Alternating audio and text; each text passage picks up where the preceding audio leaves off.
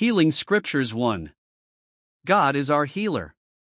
The Bible consistently shows that God is a healing God physically, spiritually, and emotionally. Exodus 15 verse 26. I am the Lord who heals you.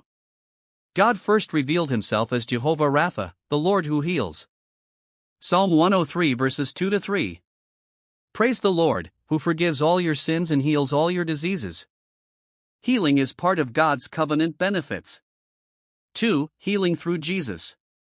Jesus' ministry was filled with healing, fulfilling prophecy and showing God's compassion. Isaiah 53 verse 5. By his wounds we are healed. This prophecy links Christ's suffering to both spiritual and physical healing. Matthew 8 verses 16 to 17.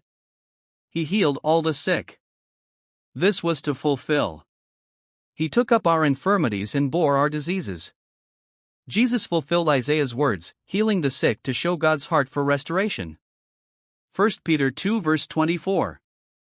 By his wounds you have been healed. Peter confirms that Jesus' sacrifice brings healing to believers. 3. Faith and prayer for healing.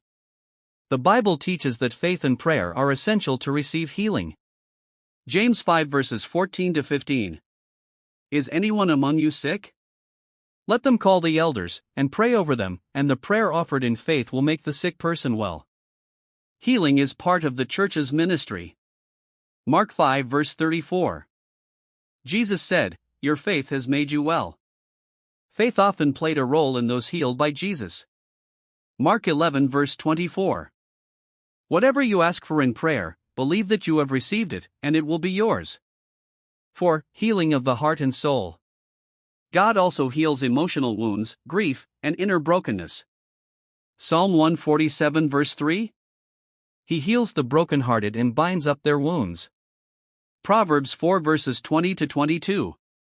My words are life, and health to one's whole body.